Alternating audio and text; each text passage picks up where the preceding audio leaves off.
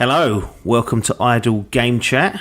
You got myself Apps here at Dimp Digital, and this time we are here to review Assassin's Creed Origins. Ooh. Almost a year on from its release, and Mr. Adkins, who is sitting not too far away from me, not alongside me, we never do that, but actually out of all the other Dimps, the nearest that you can, in a physical space. But how you doing, Mr. Adkins, not Adcock? I am good. I am flabbergasted. Yeah. After my yearly... I'm always a year after. I'm always chasing it the last month, Assassin's Creed. Right. I buy them on release, typically. I think a couple I missed on release day, but the majority of them I bought on release day. I play them for about 2 weeks. Something shiny will come along, and I go, ooh, Content's gone, goldfish boy.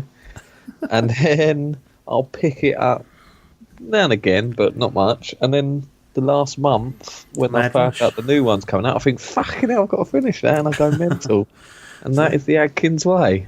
So that's what's happened here. By the time this releases, Assassin's Creed Odyssey will be out amongst the masses. But for those that perhaps steered away from Origins, this could be the perfect time for them because it'll be bloody cheap now.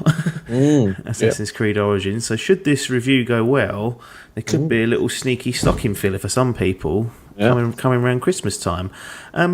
Let's start with your cards on the table for Assassin's Creed because it's a long game series. It's been going on for a long time now. Have you been delving into these at every chance you can get, i.e. getting and playing them all? Or have you missed a couple and picked it up again?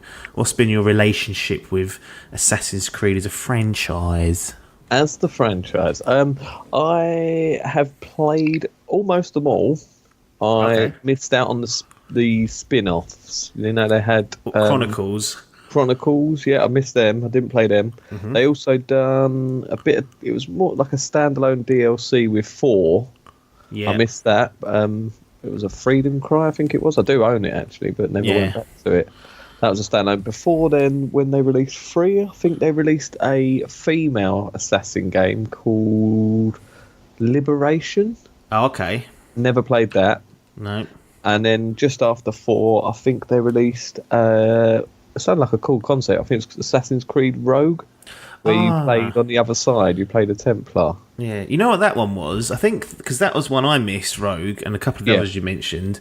But I think what happened was Unity come out on new gen, right, or current gen at that time. I think the Xbox One and the PS4 just launched, and Rogue was like the Xbox 360 PS3 version. Again, correct us if that's wrong, but I remember thinking, well, hang on, I've got this new shiny console. Why should I play one that's only available on the old consoles back then? So I missed that one as well. But that sounded like one of the more interesting ones. I think they've even gone as far as remastering it. I'm not sure. It's definitely on backwards compatible from Xbox One, but they've been dropped. So you've played an awful lot of them. The mainline ones, we'll say. You've played every single mainline. Pretty much all of them. Since 2007, so I didn't realise that for a solid 10 years. 10 years of life drain. I wonder how many hours that clocks up to. How big these fuckers are getting. Good Christ. What's your overarching feeling of the Assassin's Creed franchise? I mean, I think for all of us, Unity was the big disaster because it was a fucking mess. Then Syndicate actually wasn't that bad, but I was very, very tired of the formula by then personally. But I like the setting of London and whatnot.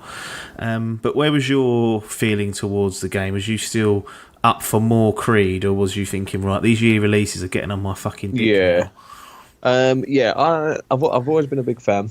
But like yourself, I did get tiresome when it was after the yearly releases. I think 4 I really enjoyed. Oh yeah, and then when that it might be my favourite out of the lot.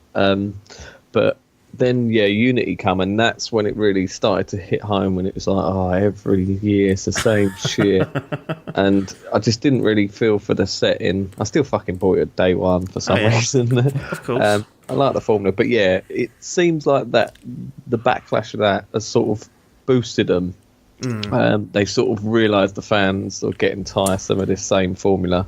It took a year out, didn't they? Took a year out, to get stick that dog shit film. Apparently, I've not seen the film. I have seen. Call myself a fan.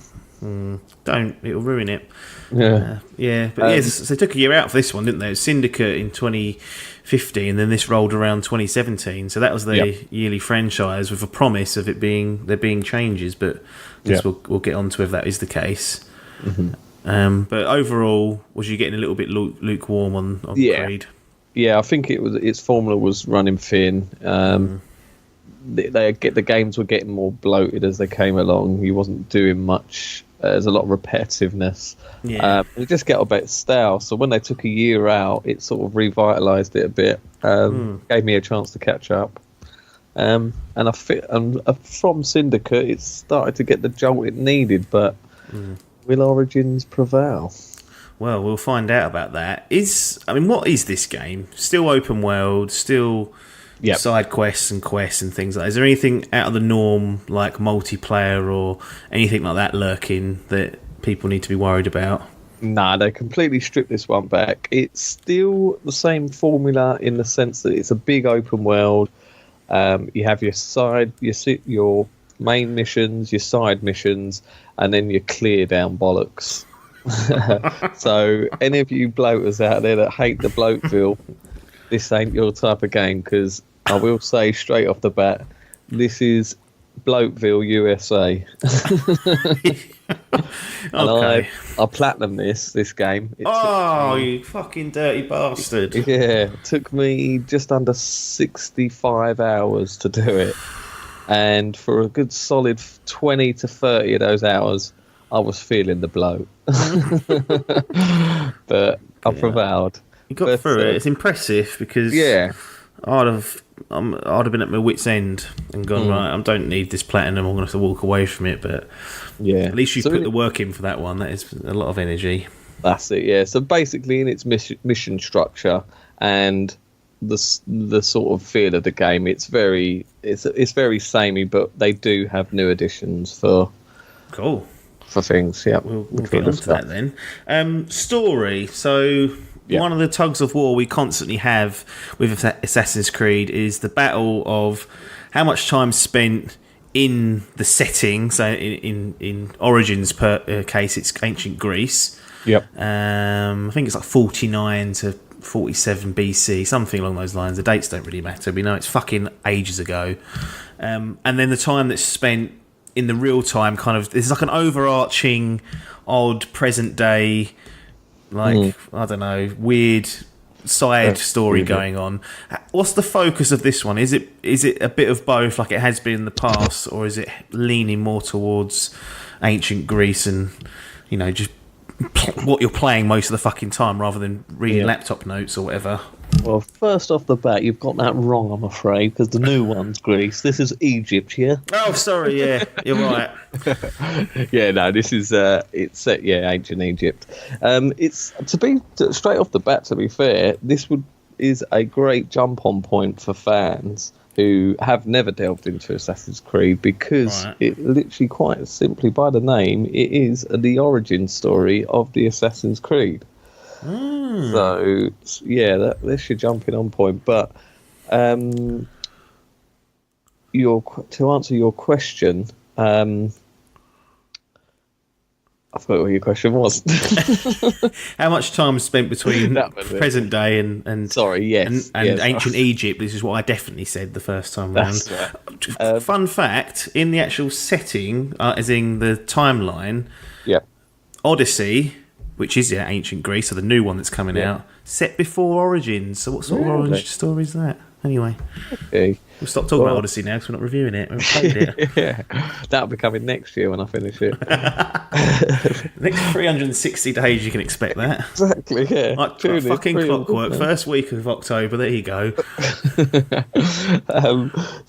This one thing that I did feel was getting stagnated was the present day aspect of the games. And to be honest, it started off pretty well. I quite liked the character of Desmond. And then they steered away from that, and they've tried to modernise it a lot more. I think it was 4 or Unity, where you was in like a modern day Ubisoft bloody office or It something. looked like it, yeah. Yeah. Fucking hell, day in the life. All right, well, so this one is very minimal. So as a percentage, I'd probably say it's 90% Egypt, 10% modern. Hello fucking Luya, that's what I say to that. Exactly, and I agree. I think they should just bin it all together, to be honest. I know they've got to try and keep the franchise tangible, because then it's just a series of different games. But that's the appeal, isn't it? It's going to these places that are fun to explore. It's not wandering around the Ubisoft offices going to the toilet. Like, that's not. I mean, if they pay me to do it, I'll do it. But I'm not playing a video game. I reckon they're trying to get work out of that. That's all linked into their networks. Every time you click a few bits through, it's helping them. But that's that. So we're set mainly in Egypt. Yeah. How does that story kind of present itself? And is it a good one? I guess. Yeah. I think this is one of the stronger stories of recent, to be honest. Character-wise, your main character is Bayek of Siwa. His name is. Lovely name. He is quite likable, but also forgettable. Quite Bye, Bayek. Yeah, I think they did plan to have sequels with him in, but I think from the fan reaction, they did realise that he wasn't as sort of charismatic as someone, say, like Ezio. Who was that boring cunt? Connor on the third one. Oh god, yeah, he was weird, wasn't he? Assassin's Creed 4 fella was good. I remember Ezio was obviously king. Ezio's the daddy, you're not getting Ezio levels of charisma and that from Bayek, but he is quite a likeable character. He also has a love interest, which you play as well. Okay. It's his wife. And the story is pretty much a revenge story, which is quite fun. Setting the scene. The main character is like a guardian of this sector of of Egypt. So like a realm. This realm. He's like a guardian to the Ptolemy. I don't know what they're called. He's looking after some people. That's it. Gets himself sort of all mixed up in a group of like this little group. I think they're called the Order or something like that. Right. And his son gets taken from him, and his son is murdered. And then your story is revenging his death and taking down this group of mercenaries. And it's sort of intertwined with like significant people from that era, like Cleopatra. It does delve into like Rome as well, so Julius Caesar's in it. So you're getting a little taster of the old Rome. So it's quite fun. But the story is good.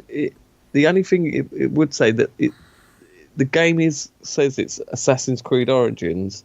The actual origin of the Assassin's Creed doesn't happen until in the last 20 minutes of the game. So it's just pretty much this revenge story, and then you get the origin story right at the end. Right. But it is rewarding. It's sort of quite fun to see how it come about and stuff. And there's a few little fun Easter eggs for long lifetime fans that I won't go into because they're quite fun not to spoil. But so overall, I'd say that the story is a solid, good story. It's not too overcomplicated. Like I say, a revenge story, but it's just funny how they sort of paced it. Sort of, it's like this revenge, origin, done. Yeah. How very odd. Well, not been renowned for their storytelling in the past. No. One of the things about this particular game, obviously the setting is important, but what helps that is how graphically the game looks. How does this game look up at its presentation, and it's also, does it perform well? Because often these open worlds are sometimes hamstrung by certain performance issues. No, I'm happy to report that it runs great. It looks fantastic. I chose to play this on the PlayStation 4 Pro because I didn't. died. I hadn't bought the Xbox One X yet, so if I had, I would have gone with Xbox. But PlayStation snuck it in and got the sale. Terms of world, it's quite a nice change of pace, because the last few, like with Syndicate and Unity, you're in a big city. So it's quite claustrophobic. It's all tall buildings and that to scale. Whereas, Origins is really flat. There's literally deserts that are just barren.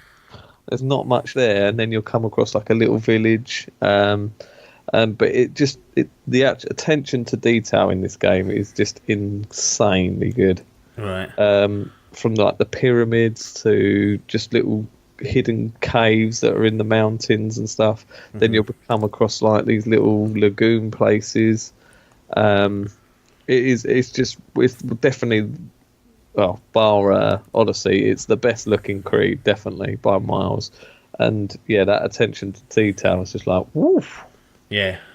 Oh, excellent. So it sounds like it's a bit of a looker, and those on X or PC will be getting maybe a slightly bump in performance, but still looking nice. So we mentioned earlier about the formula of Assassin's Creed and how we're getting a bit tired of it. Have they changed the design of the fundamentals of the game and how you progress, as a character through this world, or is it all just a makeover with the same sort of systems in place? No, they've definitely changed the formula to an extent with this. It's in this game, Origins. You can see it's trying to become more of an RPG. It's not your standard. You don't have just your character and boom, that's it. One-dimensional character. You can't change them. You have the skill trees in this that have branching skill trees, so you can choose for them to be more sort of melee and physical, or you can go for the stealthier look, that sort of thing. You can tailor it to how you want to play, which is quite interesting and definitely different from the original games. In terms of getting through the story, you have your same story missions which you time to progress, but you do now have a level tied to your character. So everything is leveled in this game. So you have your weapons; they're leveled. They're different grades. You have rare. What are they called? Common, uncommon, rare, legendary. Legendary. Epic. That's the one. All that gizmo. So loot box mad. Is there loot boxes in it, or there are loot boxes in there? I don't think they're purchasable by. You can purchase something called Helix credits, right? Okay, which can buy them, but it's not. I can't remember if you can buy boxes or you can just buy like certain weapons. There are a few naughty microtransactions in this game. Do you need them? You don't need them. I platinumed the game for 64 hours or something and never needed it once. But could have done it in 30, mate. If you bought them Helix tokens and traded them in. That's right. Yeah. So it's mainly just like cool looking items and some good stuff. So I think they put it in testing the waters. Everyone was like, "Fucking hell!" That's when it all kicked off, really, when this came out. Yeah. And then they backtracked and was like, "Oh no, it's only cosmetic if you need it. It's not sort of you don't really need it." It's just can't buy 10 levels. No, you can't level up or anything like that. No. I think there might be some XP boosters, which aren't great. Yeah. Things like that. So everything's tied to that. So the way you go through the missions, rather than just going boom, boom, boom, boom, boom, you'll do a main mission, and then when you get to the next mission, you won't be able to do it because you're under leveled. So it sort of makes you go out and get a feel for the world, explore. Oh, Adkins, it makes you fucking eat that bloat more. It does. It makes you fucking feast on the bloat. If you're sticking to that, it's all right. You're not getting too bloated, to be fair, because you're only normally about a level or two behind, so you're only doing a handful of side missions. I don't want any of it. No, I know. You want to just steam through. But there is... So physically won't let you. It's not that it'll be impossible. It just won't activate the mission. No, you can activate the mission, but... It's fucking rock hard. 2 levels under, and then you get a red skull above your thing. Oh, like The Witcher, when you run into enemies. You're just fucked if you get hit by that. Oh, no. But... Yeah, so you go off and do these side missions to level up, but there's so many of these little activities and places you get. Right, let me just reel off what you get. So you've got the main missions, you've got side missions, you've got lairs for each animal that come across. So you'll have like a little hyena lair, and there'll be this one hyena that's the best, and you have to get him. It's very witcherous. You have your typical what they call syndicate synchronizing towers where you have to climb to the top. Do you still dive off them? Yeah, still dive off them. Did a little dive into a hay barrel. You can set fire to yourself and jump in the hay barrel, and the hay barrel sets on fire, which is quite fun. Transferable fire, why not? What else have you got? You've got tombs now as well, which are quite fun. They're very Tomb Raider-esque. So you'll have to find your way around a tomb. Well, there's one set in the pyramids and stuff to find ancient relics and God knows. But there's a few of them. What else have you got? There's just a bunch of things like that sort of thing. And they help you level up, basically. So if you need a level or two... That's it. You get XP. You get the side missions. The side missions are quite extensive, some of them. Like, they're branching ones, so you'll go off and do this mission, come back, then you have to go somewhere else, and it will really take you around. And there's some in-game cutscenes like to them as well. Everything, most of it's voice acted as well. That was what I was most impressed with, of how good the lighting in this game works, because it's day and night cycle. It goes through it. But when you're at night, and obviously there's no electricity back then, so it's all just sort of torchwood. You have a torch that you carry, and the fire and stuff. Just the lighting in this game is insane. Nice. It's incredible. But really good. Excellent. So there's quite a few changes there in terms of the leveling and things like that. Because that, to my knowledge, didn't exist in that. It probably was not lurking around, but not to that level. Does it ever feel like there's a bit of an unnecessary grind to get through things, or do you feel like they balanced it well enough? They balance, I suppose, in terms of the casuals who are just going to play it for the story and not want to go through it. There's a nice balance that it gives you a taste of everything. It's wanting to clear down everything that is when the real bloke comes in, and it's just unnecessary repetitiveness. Luckily, they didn't tie anything to it. Like an end game cut, like the real ending or anything like that. Yeah. But Batman, but for completionists that do want to see everything, buckle up, and the repetitive does hit hard.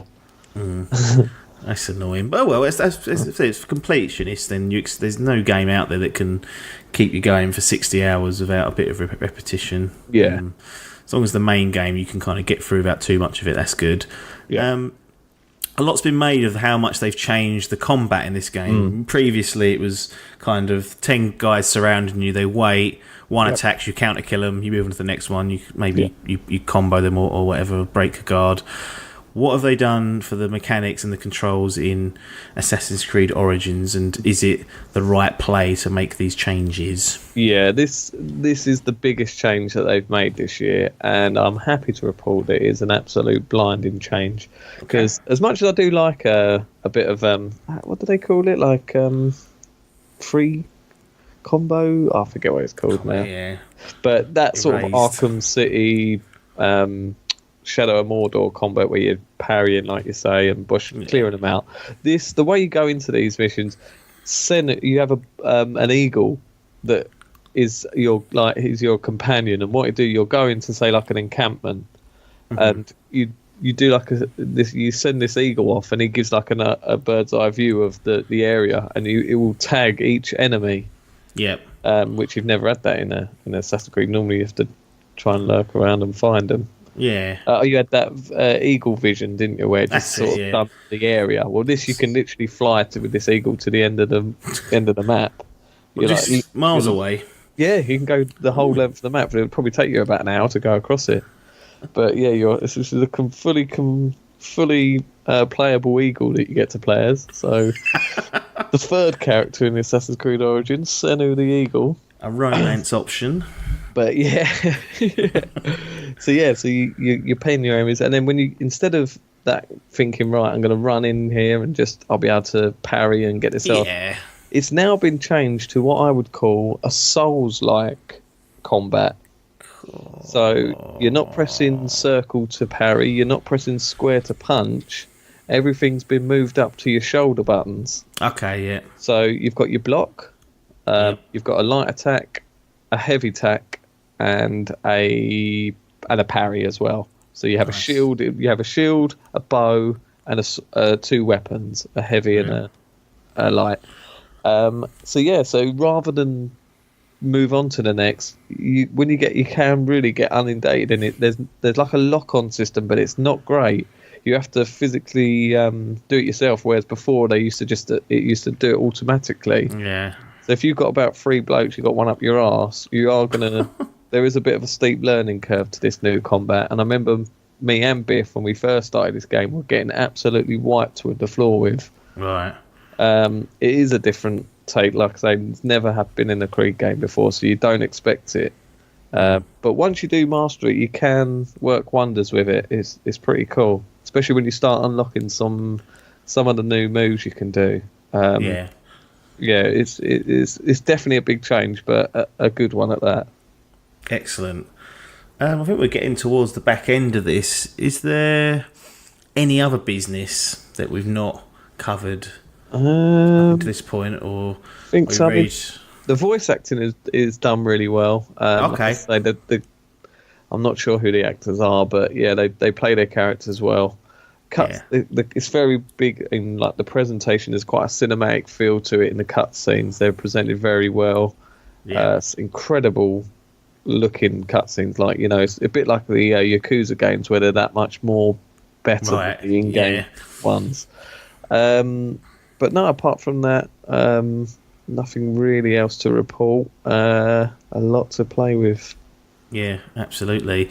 So, what's your kind of final thoughts on the game, and then we'll get your official grading just after that. So I thought it was positive things from Assassin's Creed Origins. I do think it's quite a good jump on point for anyone who hasn't played it. It would be quite good because you don't have the tiresome feeling of it, and you don't know the old way, so it won't feel too different. But I do think long-time fans of Assassin's Creed will enjoy Origins because of its changes. It's definitely veering away from its stagnant repetitiveness. But if you are a completionist, just buckle in, because you are going to get some bloatville. Interesting. So, Assassin's Creed Origins, what is its official grading? So I am going to give Assassin's Creed Origins an 8 out of 10.